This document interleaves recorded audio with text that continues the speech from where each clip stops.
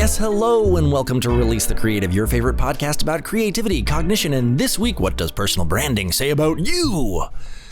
It's a little car salesman-y, I was going for more like hardline, nightline, like where they're like, are you being robbed in your sleep? Like, what does your social media profile say about you tonight on 2020? Right about, I do want to tell a story. I used to work in college. I worked in local news and as a production assistant. Yes. And I'll always remember, I usually did weekends and later nights, but once I was on, I filled in for somebody. I did the actual 6 o'clock news. Nice. Like, the big. It was NBC, yes? The big deal local 6 o'clock news.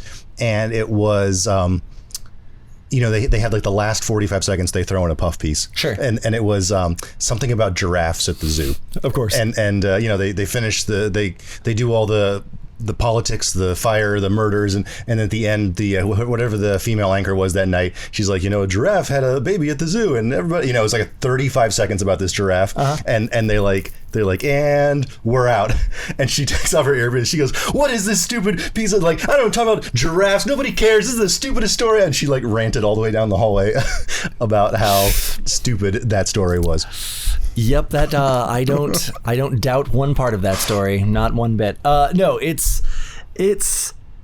branding is an interesting thing, and I mean that's like a perfect example of she clearly didn't feel that giraffes matched her brand, but as an anchor, It's not her job. It's her job to report the news as presented to her in some capacity. I mean, they obviously, depending on the anchor, they have some sway. Yeah. But she clearly didn't feel that met with what she didn't fit her personal brand. Didn't fit her personal brand.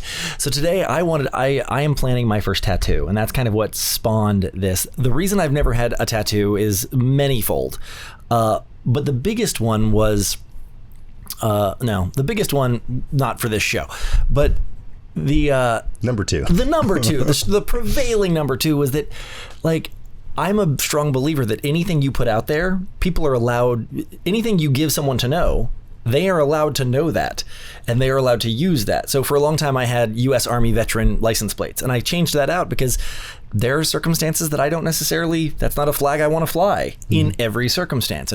And I changed, I used to have a personalized license plate that said something funny, and I took that off because, again, rolling up in a specific type of car with a specific type of license plate, whether or not they're right, it gives people a lot of permission to make assumptions about you. Right. Tattoos do the same thing. Not having tattoos. That hill, we got over that hill a while ago. The specific choice of tattoo. Right, but if I walk up to a guy and he has devil horns on his forehead and tattoos all over his face, he might be the sweetest, he could be the best babysitter ever, but that's probably not my first assumption. And I've always been a strong believer in people are going to use the information you give them. They're going to take the information you give them because from a cognitive standpoint, they have no choice. If someone is running up with you with a baseball bat with knives sticking through it, screaming, you're going to get defensive. They're giving you information and your brain has no choice but to respond to that. And whereas it feels drastic, walking up to you with a pamphlet and saying, have you heard of our Lord and Savior? To some people is going to elicit the exact same response as the barbarian horde. Right. Your brain doesn't give you a choice in how it responds to stimuli that it has received in the past.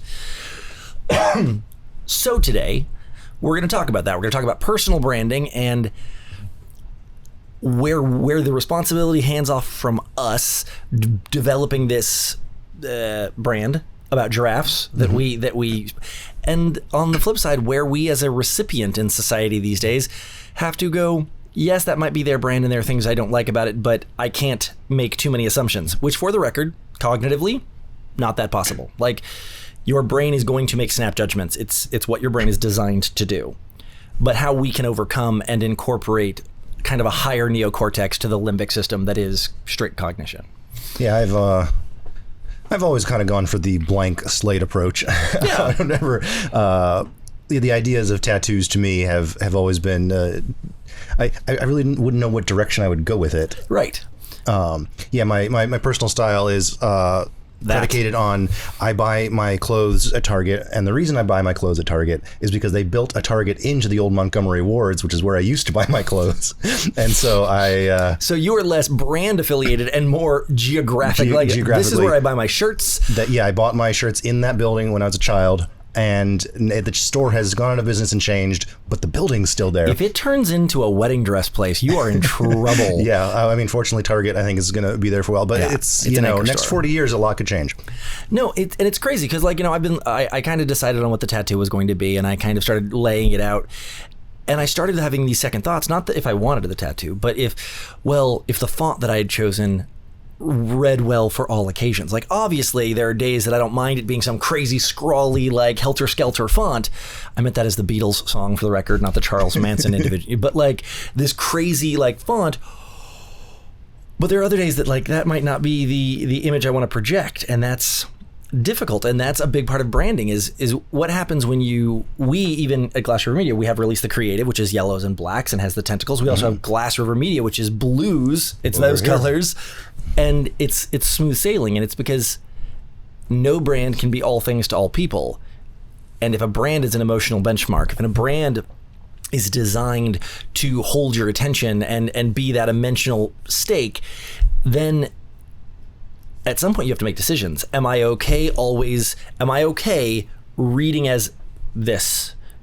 Short sleeves, long sleeves, good, bad, happy, sad. If the only car you own is a Lamborghini, you're the guy that drives up in a Lamborghini all the time. Wow, you showed up to a funeral in a lime green Lamborghini. That's bold choice.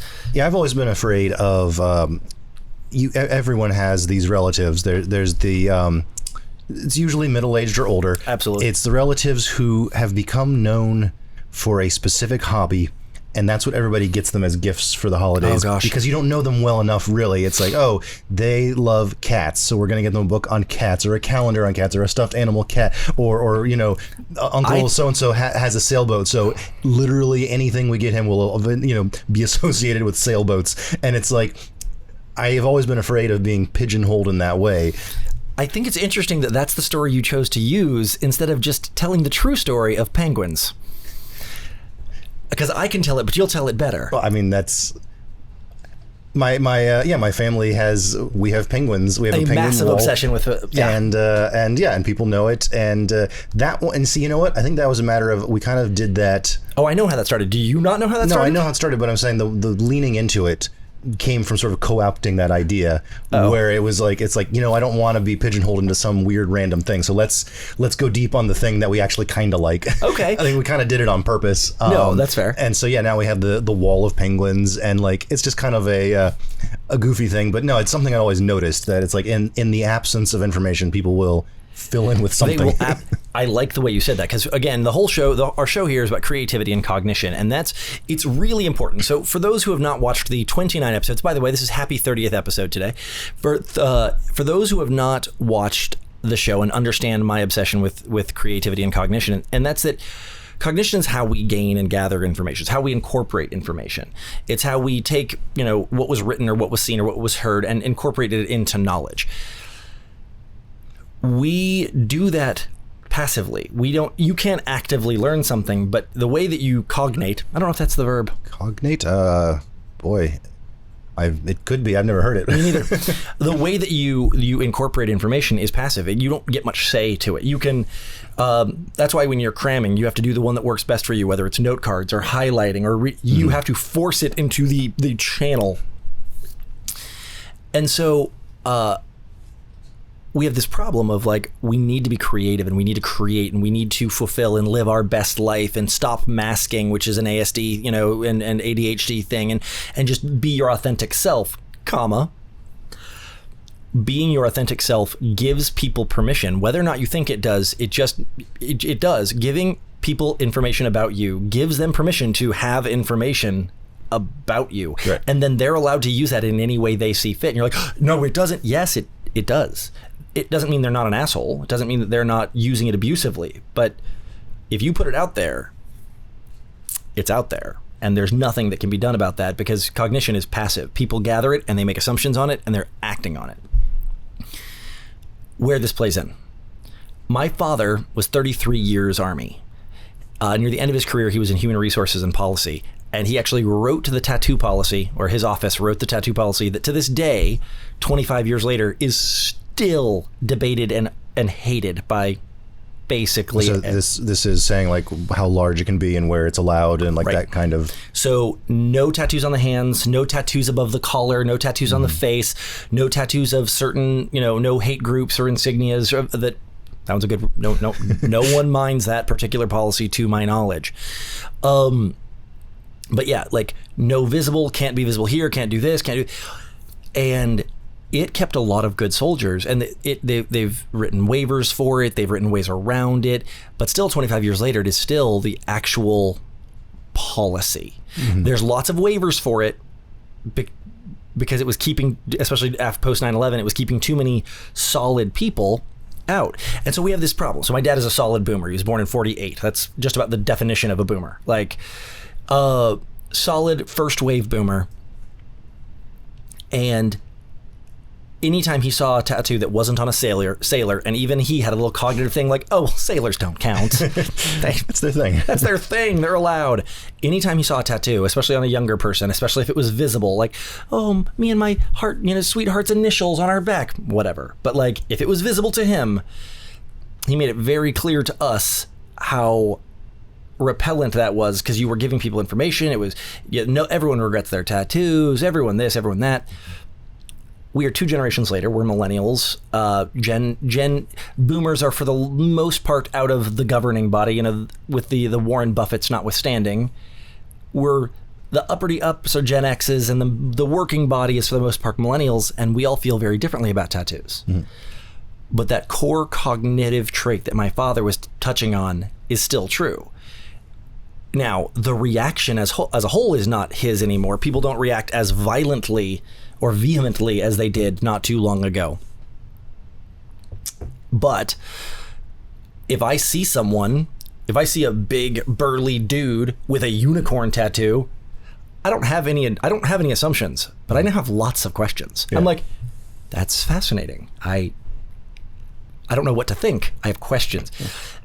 And he has given me those questions, and he might be like, hey, that's not for you to look at. It kind of is. You made it public. Right.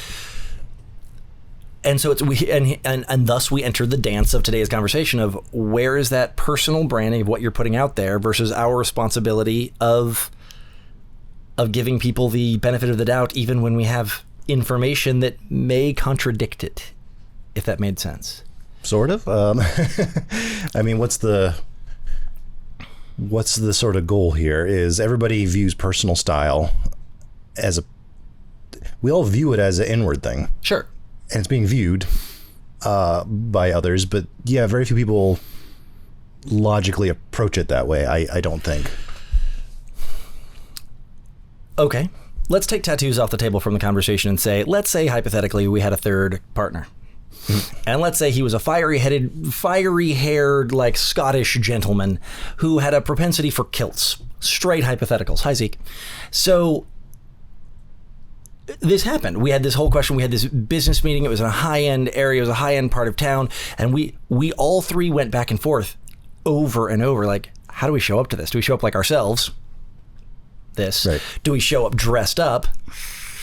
How do we go? And and he was like, well, I'll wear my dress kilt and my hose and my.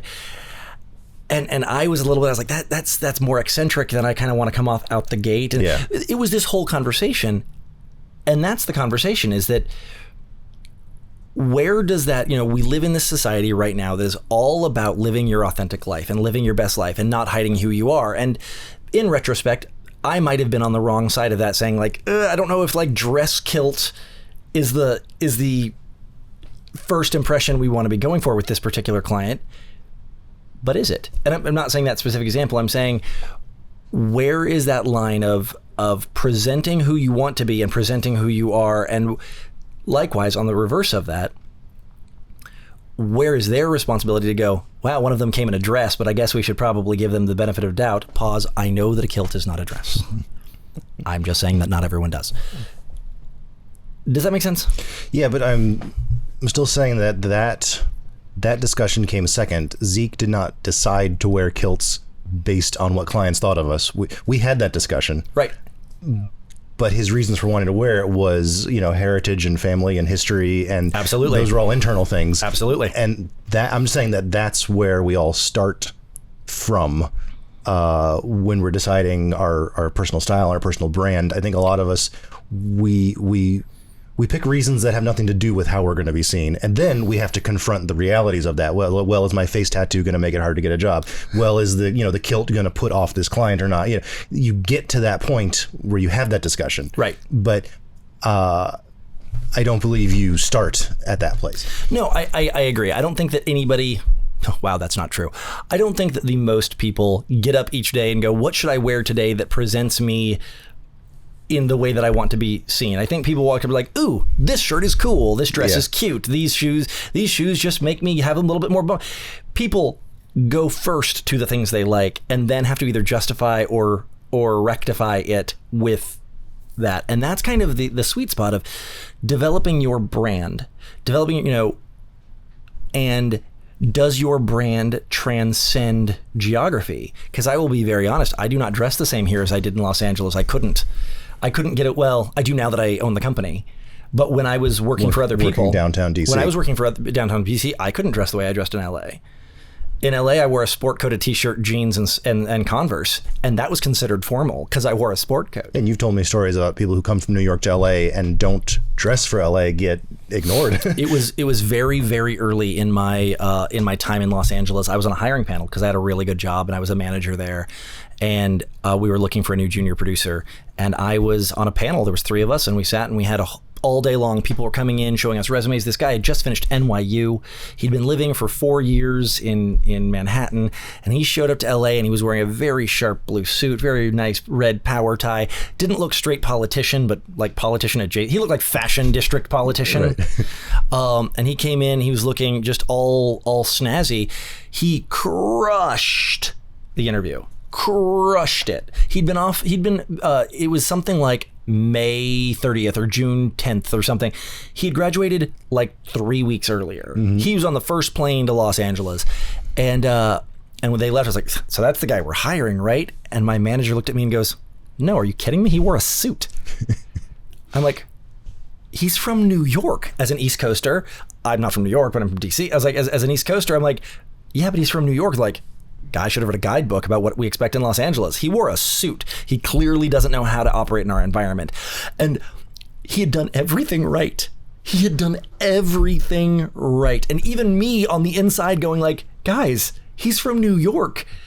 On the East Coast, if you don't wear a suit to a Piggly Wiggly like interview, to work at a grocery store, if you don't wear a tie, you're not getting the job. And they're like, he should have known what he was walking into in LA. That's what a producer takes. Now, they're not wrong, but they're straight up wrong. Yeah, that's an education moment. That's not a filter. But I remember it was this, and that moment is another good example of this, is that he showed up to an interview wearing the wrong thing. On the high end, not the low end. It's not like he rolled in bathrobe and like, he has no respect for us. He showed up in a suit with a leather-bound thing with his resume in it. He was so Fashion District Wall Street. Had he shown up to work for like Michael Kors, it would have been spot on. But he showed up to work for a production company in Hollywood, and they one step shy of literally laughed him out of the door. The minute he walked out, I was like, oh my gosh, he's perfect, right? And they're like, no, he wore a suit. Disqualified. Yeah, it's... So yeah, culture plays a big part into it, and our country's kind of weird in that you can travel through many cultures as you go across the country. But even within a single area, yeah, it's interesting that like a year and a half ago, I started doing like an aerobics class with a friend, sure. and it was like, oh, I have sweatpants, but it's like, no, you really need to go get like exercise pants, so they're not the same. It's like it all is suitable, but when you walk in there and like nobody else is wearing like actual sweatpants, they're wearing like shorts. And like, right. No, and I mean, and I certainly don't want today's podcast to be just an endless circle of questions without answers. Like, wouldn't it be great if we had an answer for this? Bye. That's not the point at all. But it is that on the micro of did that guy get the job? The answer is no. So his brand hurt him that day. But if you take that on the macro, and he did 10 interviews, 12 interviews, 15 interviews, all in Los Angeles, and he wore his suit. He wore him to every interview. The cool news is that he didn't get hired with us where it would have been a bad fit. But if he got hired, I don't know, he's going to get hired by the people that respect what he brought to the table. Yeah, what were the You know shoes better than I do. What are those brown shoes I used to wear? Airwalks? Airwalks, yeah. You didn't remember Airwalks? No, I don't know what the heck I buy, but I used to wear Airwalks, and I wore them. I dressed nice. I probably had a tie on. For the government job that I got. I interviewed with government employees wearing very nice. I think I had a vest on, and you would have, yes, and dress pants and everything. But I wore these tan Airwalks, and that you wore until like a year ago. Yeah, the interview went fine. I thought I asked questions about things related to the job. Sure. And like 2 weeks later, I got the job, and then another 2 weeks later, I started the job. And I don't know, been like 3-4 months I'd been there. Somebody brought up, they're like, oh yeah, the interview, like, and I was still wearing them. They're like, and you wore those shoes? And I'm like, yeah, these are my shoes. And they're like, yeah, we called you Airwalks guy because of all the people we interviewed, like you were the only one who wore like weird shoes. And I said, I got the job, didn't I? And they were like, yeah, but it was really weird. And so like you were saying is, even though I was working for the government, we were in a media production department. We were making videos, we were cameramen and editors. And so the fact that I wasn't wearing, polished dress shoes. Sure, it stood out. They thought it was odd, but they also thought, oh, this guy's kind of interesting. Right. And the thing is that we hear those stories all the time. And like in this story, it stood out. In 100 others, it might have disqualified you. Yeah. But you don't want to work in a place that would have disqualified you. Yeah, no. And that was kind of how I viewed it was if someone doesn't like me because I'm wearing Airwalks, there's going to be other things that they don't like about me. Sure. So, that's the tip of the iceberg. No, I mean, similarly, that story was 2011. I think it was 2016. I was going to interview at the event media company. Yeah.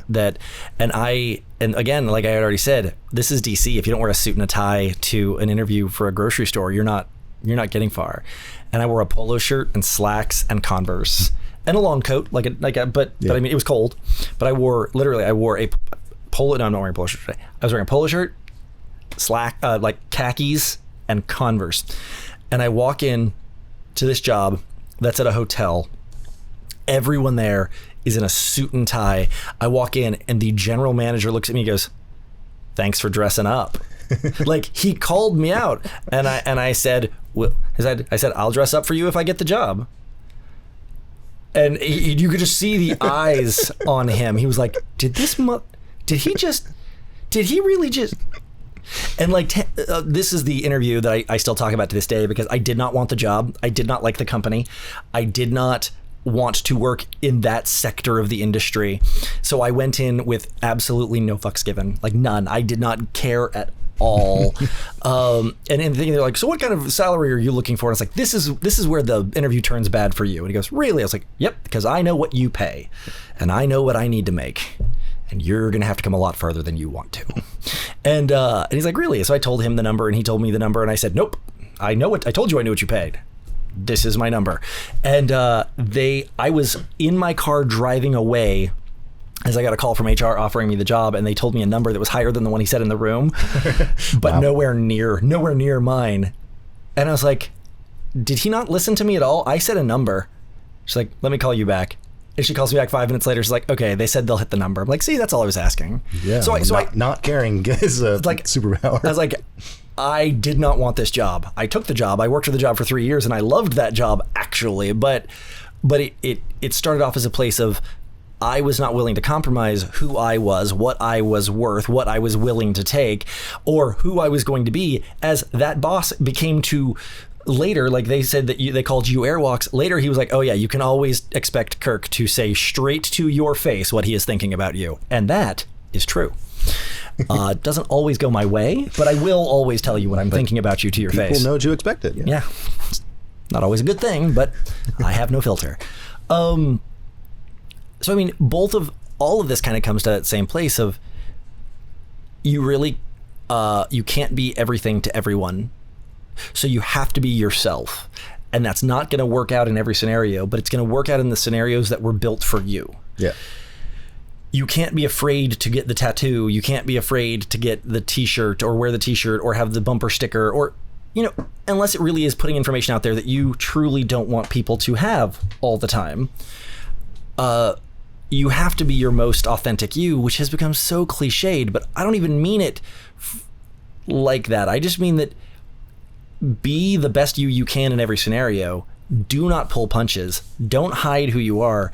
And it is not going to work out all the time, but it's going to work out when it should. That's really all you can hope for. I was talking to Brittany, our friend Brittany. She's a news anchor in the Mid-Ohio Valley. Hope I don't get in trouble for outing her like this on the podcast. But she has always loved baseball, and she and I have talked baseball a lot. And I don't get baseball at all. I don't get sports. Is you talking baseball, her just talking to you? I'm trying to picture how that would work. No, I'll see a TikTok that's about baseball. I'll think it's funny. I will text it to her, and then we will talk baseball for 5 minutes. Oh, got it. That is us talking baseball. And so I texted her a TikTok, and we ended up talking about baseball. And she's like, people do not understand baseball. It is a sport of failure. And I'm like, come again? The TikTok I had seen, which we should probably find and put on this so that people can see it, but is that depending on a few variables, from the pitcher's mound to crossing the plate is 400 milliseconds. Mm-hmm. That is how long that takes at a 95 mile an hour ball, which is a pretty average fastball in the major leagues. 400 milliseconds. Then this TikTok went to separate out from a cognitive standpoint. It takes this long takes 25 milliseconds for your eyes to register it. It takes another 25 milliseconds for you to get the bat around. Right. It takes X number of time, Y number of time, blah, blah, blah. So basically, you have 25 to 40 milliseconds to make a decision. To make a decision on if you're going to take the shot, to judge the pitch, and act accordingly. Is it high? Is it low? Is it right? Is it left? And then, even if you do all that right, you are swinging a round bat at a round ball, traveling at near 100 miles an hour, praying that it at least makes contact so you can get a foul ball. Which is why if you can hit it 3 times out of every 10 at bases, mm-hmm. you're a legend. Yeah. It's the only sport in the world where 70% failure is really good. You're a freaking legend at only failing 70%. And that's a little bit like personal branding. There's so much noise out there. There's so much noise. Someone is going to be offended by the color of your pants. Someone's going to be offended by the way that you walk. Someone's going to be offended. All you can do is, and if you try to adhere to them and walk slower, talk taller, all you can do is swing at the pitches that were thrown at you the way you knew how to hit them, and pray that you hit 3 out of every 10, because that will make you a legend. Because that is how the sport is played. Yeah. We miss way more hits than we're going to get, but you have to worry about being you and not trying to hit the pitches that you're never going to hit. Just go with it. This ends up being a little bit more about authenticity than branding, but branding is a way to convey your authenticity. All I can be is me, and I spent a long time masking and trying to be the right person for the right moment for that client, and all I did was end up like making me and clients unhappy a lot of times. So now, again, you know that I'm going to tell you exactly what I think of your media campaign, and you're going to be offended by that. But it might be what you need to hear. But it's why certain people keep coming back to me, because they know that I'm not going to lie to them. Is it good for everyone? Absolutely not. It's good for the people that need me. And likewise. Yeah, and that's the people you need to be in touch with. Absolutely.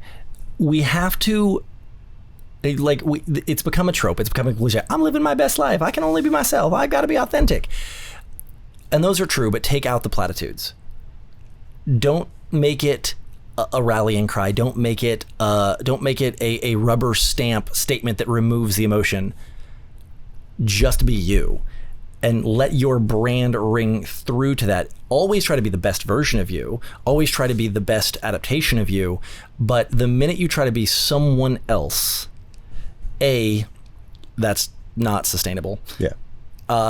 B, you're going to scare away the people that were looking for you because they found someone in a, like, if that guy who showed up wearing a suit had shown up in LA clothes, if he really was the New York suit guy, maybe he was, maybe Maybe he really wishes he'd worn jeans and a t-shirt but wore a suit because he thought that what we wanted. He didn't get the job because of it. Likewise, if he really wants to wear a suit to work every day, which those people straight up exist, he wasn't going to be happy at our place because we were very much a street tacos kind of place. Yeah. He needed to find the people that were attracted to his... And if he was masking that day, wearing what he thought he was supposed to, he lost the job. And if he wasn't masking, he got a job that he lost out on a job that he didn't want. And the only way to make sure that you do that every time is to never be anything but you. It sounds simple. Yeah, I mean, it's super not. But, like, I mean, as long as we're just rubber stamping some platitudes, just be you, and that's all you can really hope for. Well, it's a good thing to think about until next week. Until next week. I hope you all had a happy Valentine's Day and whatever next holiday is coming up. Arbor Day. I don't know when that is. I don't think Arbor Day is it? No, that's a ways from now. I no idea. We'll see you next week. See ya. Thanks for joining us here at Release the Creative. Kirk here would never say it to your face, but he thinks you should like and subscribe to us on YouTube. And Jeff is far too shy to admit it, but he thinks you should subscribe to us on your favorite podcast reader. Yeah? Well, you're the one who's always saying that everyone should give us 5 stars on Apple Podcasts. Why do you have to make everything so difficult?